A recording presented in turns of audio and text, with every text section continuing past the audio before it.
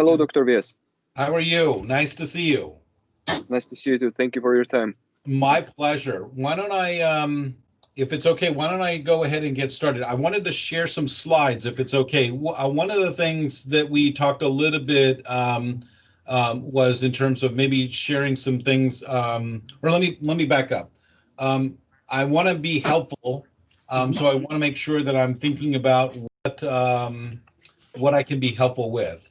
One of the things I thought, since we talked last time about the interview process, I thought I would share with you some things that are different about this interview season than previous seasons.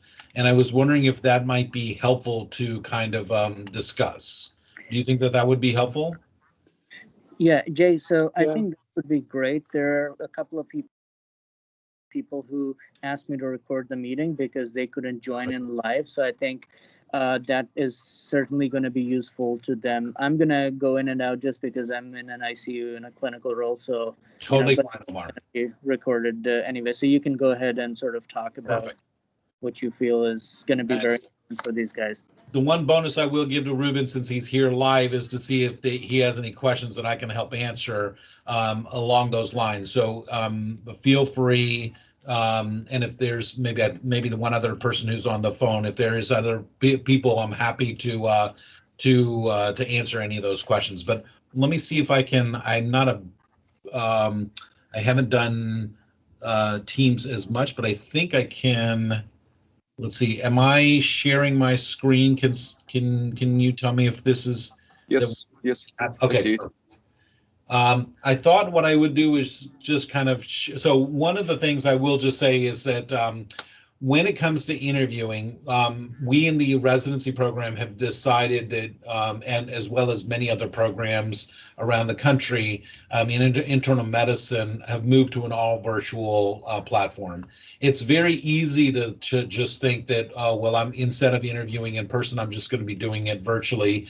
But I guess I would say is for those who are in that, and I suspect next year, based on some of our early experiences, there's going to be a number of programs that will continue to offer virtual interviews. I thought what I would do is I would share with you some of the things that we are telling our folks, as well as some things that we've come together as a group to kind of share best practices around what it means to interview in a, on a Zoom platform or some comparable platform like Teams or something like that.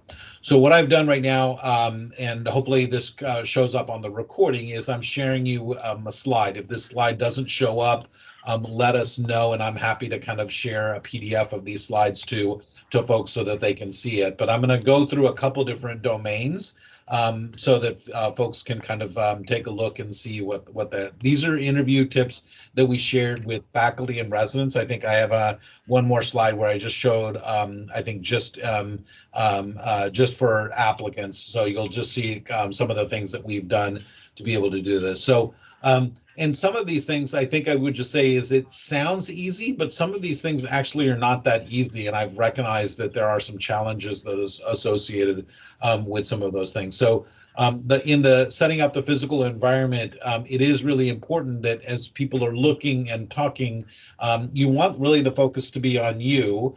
You're there to kind of, promote and tell people what you're doing and why they should be picking you as the person that they want to go into the program. And so you don't want other things to quote unquote upstage you in that area. So choosing a quiet place where you can safely be without a mask, having no mask on, I think is important because it's difficult for people when they're looking at you on a camera, really do want to be able to kind of judge your facial expressions, understand where you're going, see, if you're talking about a sad story, there's those nonverbal communications become equally important to your verbal communication. So not having a mask is particularly important. The background, I think, does say something about that, and so I do think you should be intentional about what can be seen. In when you're interviewing, and as I'm talking to you, I will say that if I have one of two offices, so this is my residency office, and so I'm very specific about what's in my background and not. So there's like papers or other things that may have to do with sensitive residency issues, or if there's a unbelievable amount of clutter, I don't want to portray that. If I'm calling from my lab, I also have some things that I would not want to necessarily share. I can keep that out there. A neutral background helps in terms of if you just find a good piece of wall and be able to do that, but you want to make sure that there's sufficient amount of contrast that you're able to do that. If you choose a virtual background, that's really your preference, but you do want to make sure that it's not what is it saying about you. So if you like to put one that has you kind of on the beach, or if you're on a roller coaster or something like that, you have to decide whether that's the kind of the image that you want to portray to the folks that you're talking. Some people would think that those are super cool, but you can imagine some people might say that doesn't seem like the right background that we were thinking about for this kind of professional interview. Lighting becomes important. We're talking around 4:15 now in the afternoon. If my office gets both some natural light as well as some incandescent light in about 30 minutes or so, if I don't turn on a lamp that I now have installed in my office, my face will get too dark. And so I want to make sure that I have enough lighting, usually behind the camera, and you want to avoid lighting or windows behind you, because if it's a particularly bright day, it does adjust the scale for you, and that can be difficult. You want to place the camera at eye level, so you can see that I've been very purposeful about keeping that at eye level. And you need to make sure that you adjust if you're using a laptop, or adjust your chair height so that you can have that at that appropriate level. If you're looking down on the camera, then they're essentially looking up your nose, which I will just say for me is probably not my best look. And so if you want to make sure that and then if you're looking kind of down on top of me, then it kind of also just is probably a subtle message that you want to have. For those who wear eyeglasses like I do, and if you have a bright light behind your camera, then you just want to make sure that you know what's being reflected. If you have a bunch of notes on your screen, you want to make sure that that's not necessarily the subject of what you're putting in there. If you're using a laptop, you need to be sitting near an outlet plugged in. You want to use private and stable internet service. We've gone in the residency, and we've specifically told people that we're not judging them based on how good their internet is. That's not what we're using as a criteria. But at the same time, it's difficult to have an interview if, in fact, your internet is going in and out and you're just not having a stable connection. If you're going to have a virtual platform, you need to pre-download that. You need to test your camera and your microphone and your handset before the session. You really don't want to be in a situation where your microphone's a little crackly, or you're sounding like you're in a tunnel. You want to put your profile name in your photo. If you turn your camera off and it's you with like 3 beers in your hand, I'm again not so sure that's great for your social tag, but it's not necessarily great for your professional tag. Many of our applicants, including our faculty, add pronouns to their names. And then you want to really turn off any distracting programs or notifications on your computer, especially those that ding if 5 minutes before a meeting, 15 minutes before a meeting during that time. Professional attire is okay if you're on service or if you're busy doing clinical work and you're in scrubs, that's fine. But you want to look into the camera. So oftentimes sometimes people are oftentimes looking down at their screen, and I'm now looking down at my screen, but I'm not looking at you. And so if I look at the camera, I know that I'm looking at you and I'm engaging you. And so there's a difference between if I'm just looking at my screen and talking to you, and looking at the camera and talking to you. And so that becomes particularly important to be able to kind of know in that area. For those who wear coats like I am wearing right now, I sat down fairly quickly, but the other trick to do is to take your coat tail and actually sit down on your coat tail, and it prevents for those guys who are wearing coats to actually have a tighter look on your thing. So if I actually do that, it makes my jacket look even better.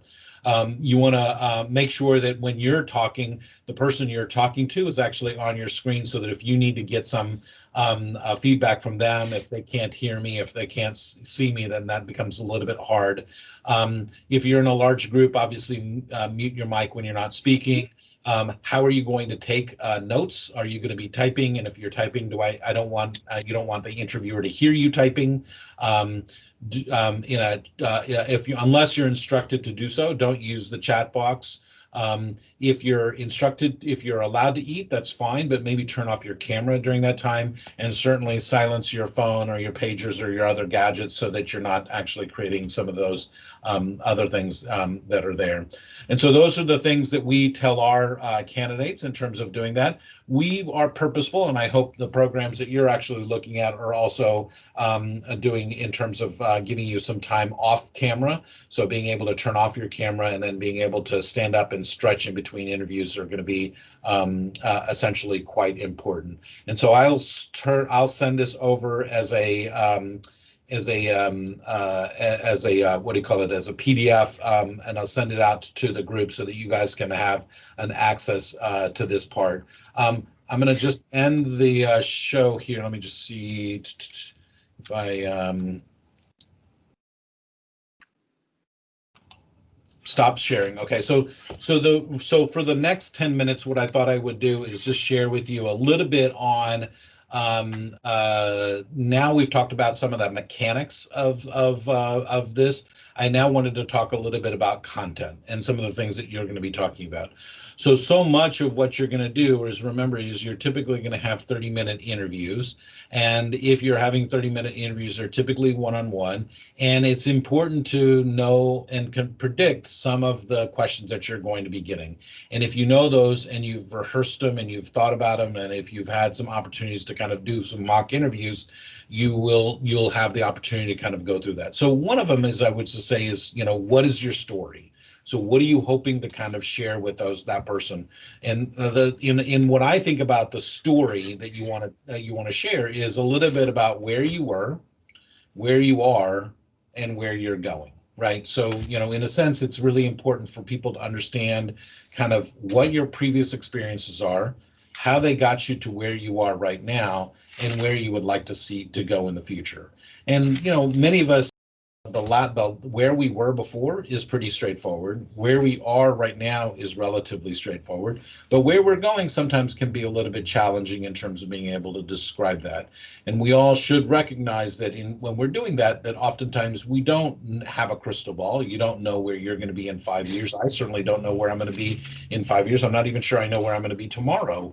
So all of those things become really challenging kind of things, but you do want to be able to talk about it as if you have a plan, but you have some ability to be able to be flexible in terms of some of those plans. So you do want to kind of be able to say, so if someone says to you, tell me a little bit about yourself, that should be a cue to you to say, okay, I'm now going to spend the next 2 minutes and 30 seconds telling them those three things: where I've been, where I am now, and where I'm going. And that can oftentimes be a great launching point to be able to kind of do that. So when you start to break that down, what are the important things, right? I would love to know, as a person, what your parents did, how you were growing up, what your brothers and sisters were doing, all of those things, right? But in a 30-minute interview, I'm not necessarily sure that all of the, how you grow up in your child is going to be the most important thing. You're going to have to be very specific in terms of the things that you want to be able to include in that area. So perhaps maybe there were some sentinel things that happened that got you interested in biology, got you interested in medicine. What were some of the experiences that you had that allowed you to confirm that you were interested in the field of medicine? How did your journey then end up here at the MGH? And what are the important questions that you're asking now? And what do you hope to be able to, what have you answered, or what do you hope to answer now? And how have those experiences, both past and current, led to kind of what vision or what your plan is going to be in the future? And so if you can try to put that together in about 2.5 minutes, it gives people a perfect launching point to be able to say, okay, let's break this down and start to think about some of those things that you're particularly interested in learning about. I may be more interested in hearing about, so you really, you're interested in going into critical care anesthesiology. Let me, you mentioned that you did some research in that area. Let me hear a little bit more about that research. And it gives gives them kind of an opportunity to kind of be able to explore some of the things that you're going to be able to want to talk about. Many of the standard questions that might come up will be like, tell me some of your greatest strengths. And so that should be something like you'll say, well, how do I answer that question? Well, it's good to be contemplative on this call, thinking about what your strengths are, but you don't want to be having to answer that or think about that for that question, at the time that you're doing your first interview. So you want to kind of think about that. Many of the folks will oftentimes ask you, what do you think your greatest weakness is, or what is a kind of an experience that didn't work out so well that you really learned something from, and so it gives you the opportunity to start to think a little bit about, what was a good learning opportunity for you, what happened that allowed you to kind of have may have felt like a setback, but really turned out to be quite the learning experience in terms of that, within clinical medicine or even within your kind of biological research. Many of the times, and it's hard to know this for sure, but many of the times, to try to reduce unconscious bias, the interviewers are required to ask you a standard question. The problem is, or not the problem, but the issue is you don't know what that standard question is. But there oftentimes will be like one standard question that they try to answer so that every applicant at that program will get asked that same question, in terms of that. Describe a clinical experience that you had that really changed your thinking in terms of like what you want, how you thought about clinical medicine. That might be one of them. The question about what is the one thing that you're working on right now, that you feel is like the most important aspect that you would love to work on right now. So that, again, you'll get some of these things that'll be kind of like prompt questions to be able to do that. And then the other part is just to judge your time, right? So know that you have, typically it's a 30-minute interview. Know that you need to, like, if you go in, they ask you to tell me a little bit about yourself, and you spend 25 minutes telling them about you, and they don't get a chance to ask you any other questions, not so good, right? So you even though I love the sound of my own voice, right? Like if I spend the large part of that time doing a monologue in an interview, as opposed to it being a dialogue, that's probably not a great interview. They haven't gotten enough from me in terms of that, or they have not been able to probe me for the specific questions that they're particularly interested in terms of that. So, as an example, if I was like interviewing for, let's say, a leadership position, and the committee was very interested in my views on diversity and how was I going to increase diversity, in the organization that I was leading, and I spent 30 minutes telling them about how I love to work with residents, and I didn't at all bring up diversity, there's going to be a significant mismatch. So you need to know what they're interested in to be able to answer their questions. So you need to make sure that it feels like a conversation. At the end of the 30 minutes, if this felt like a conversation, like your interview felt more like an opportunity where two people just came together and had a conversation, that's a good interview, and you'll have the opportunity to do that. I'm going to say one more thing, and then I'm going to pause and just ask for any questions, because it looked like for a second Maria May wanted to ask a question. So the last thing I'm going to say is you will be always, when you're interviewing, you will say, and I can go a few minutes after 4:30. So I will just say, they'll ask you, so do you have any questions for me? Right? And be sure you have questions. Make sure you've thought about those questions, and the more specific that question can be, or about that particular program, or about their research project, the better. If it's tell me a little bit about what you're looking for in a residence, in the ideal resident, you can imagine I could ask that of all of my interviewers, and so it's not really a specific, or at this institution, I'm interested in learning a little bit about how much time I will have with cancer patients. It's something that I'm particularly important, I find interesting, and or a patient population I really want to focus on. And I just want to make sure that I have an adequate, amount of exposure to patients with oncologic problems. So you want to make sure that you're asking a question that really does demonstrate that you're specifically interested in their program. Or you can say, look, I took some notes and I just wanted to, on your website you mentioned, these things, and I just wanted to kind of make sure that I understood, how your program was set up so that I could, it demonstrates that you've done a little bit of homework on that.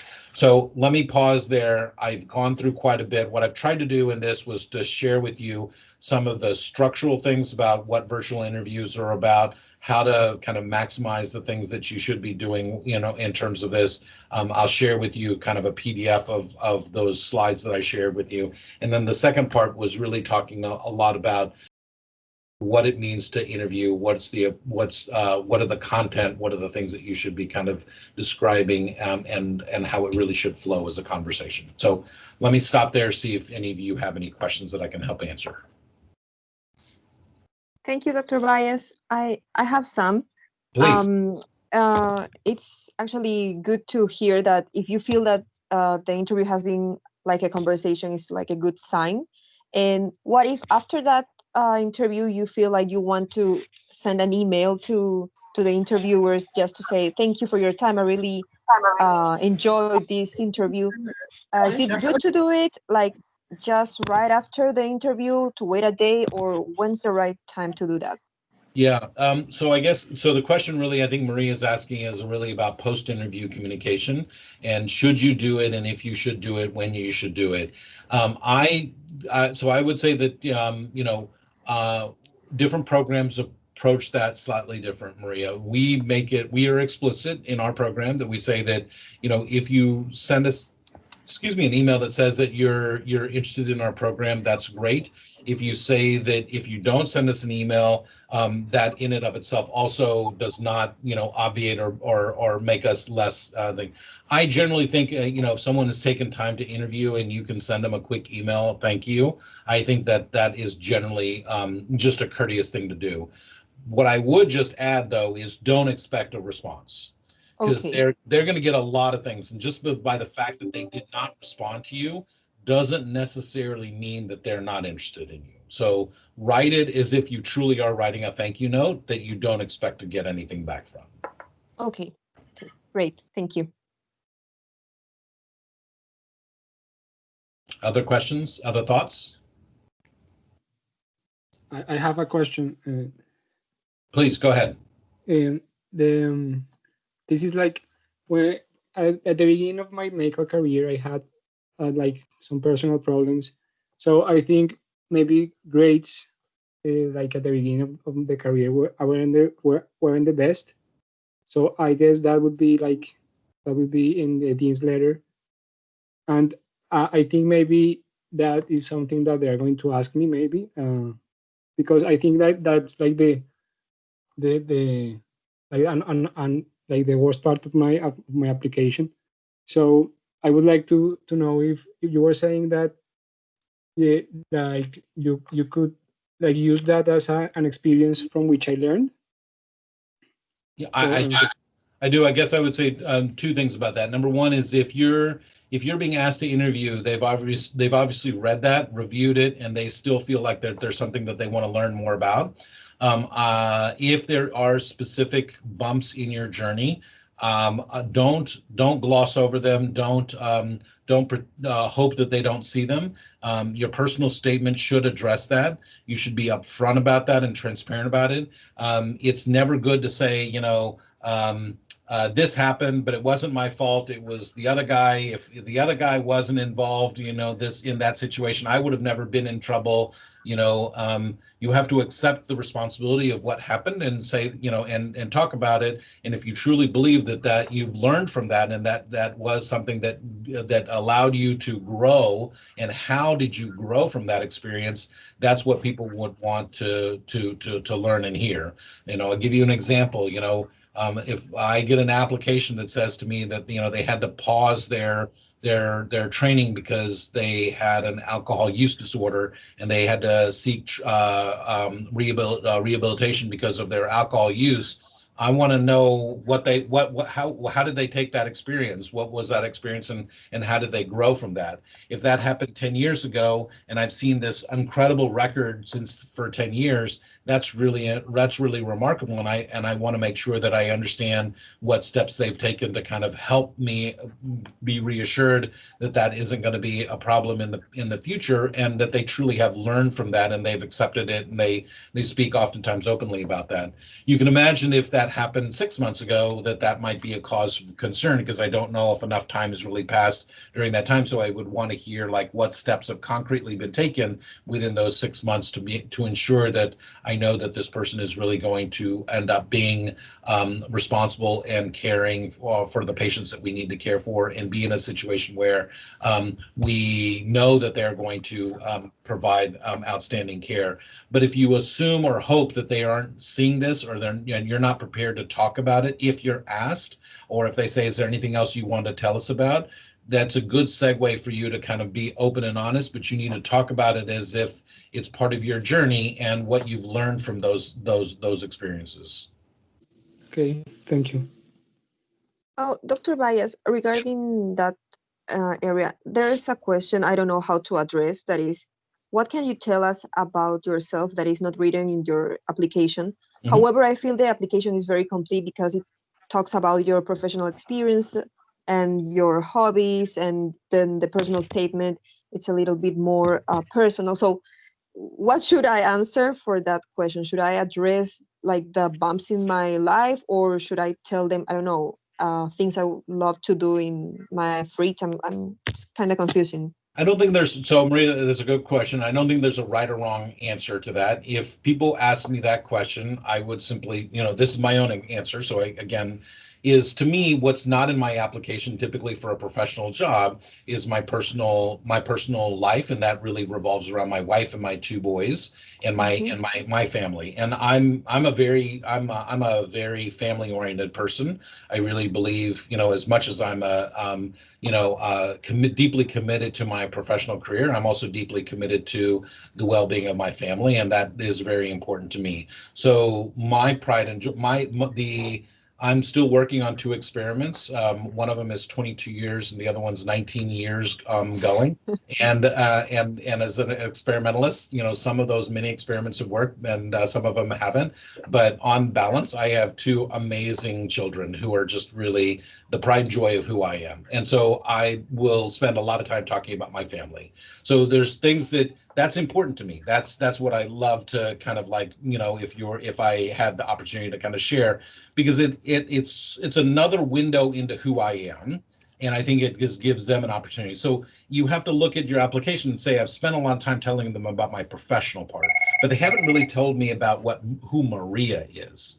Right. So like, what is it that, if it's outside of medicine, like where are you, in terms of like some of the things that you find particularly passionate about yourself? And so that I think is where you really are going to, you're going to end up really going to do it. I think if there are clear deficiencies in your record, you do need to address those. But I wouldn't also invite like, I got a B- in college. They didn't even see your college degrees.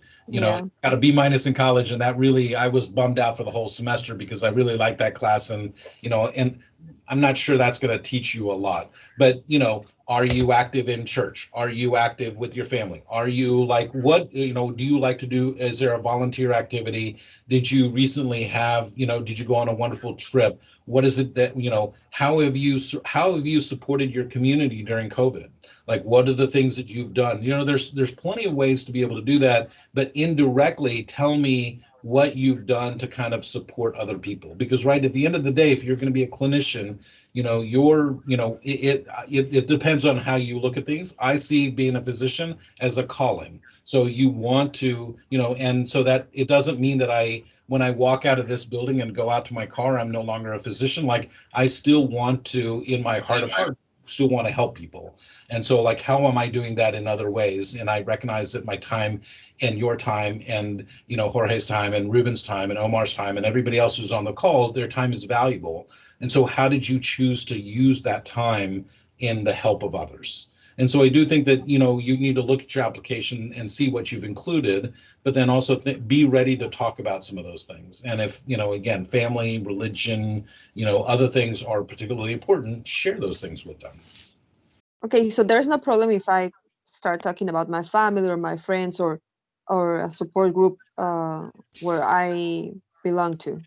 Yeah, if they've invited you with the question that you just asked, then you should answer it in the most honest way.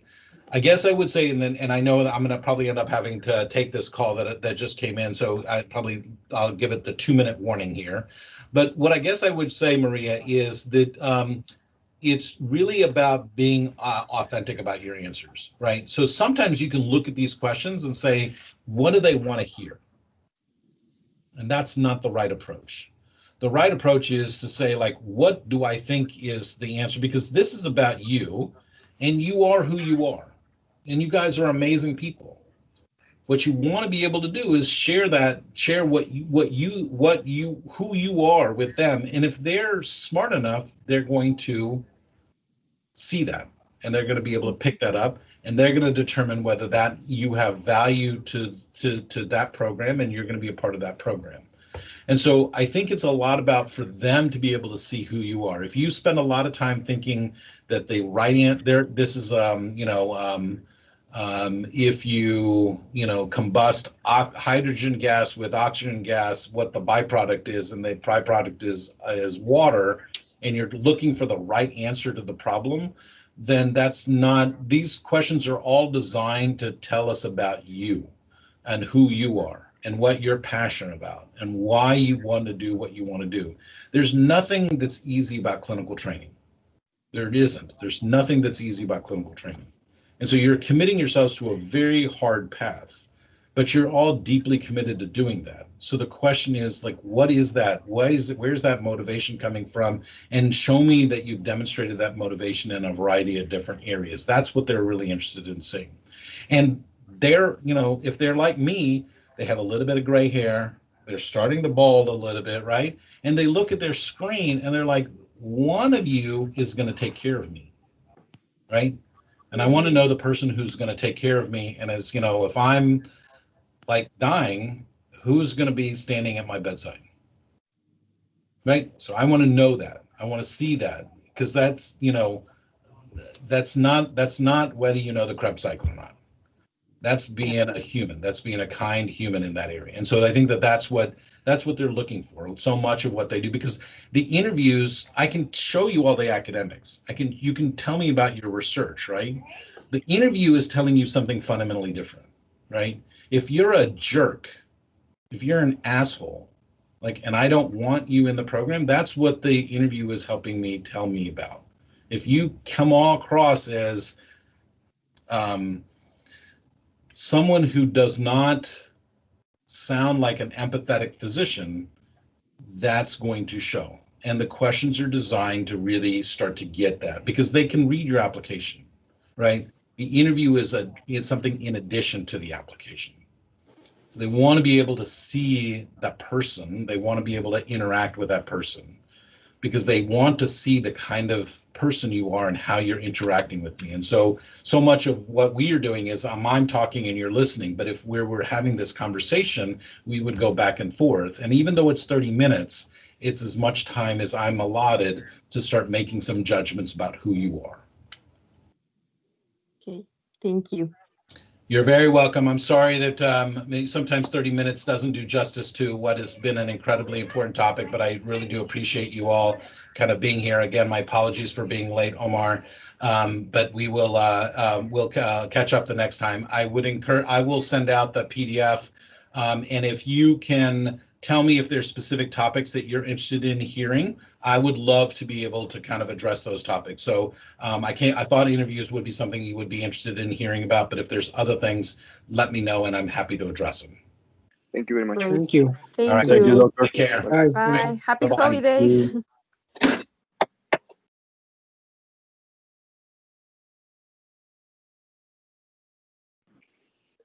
All right, friends. Thank you so much for joining. He was like, okay, let me stop recording.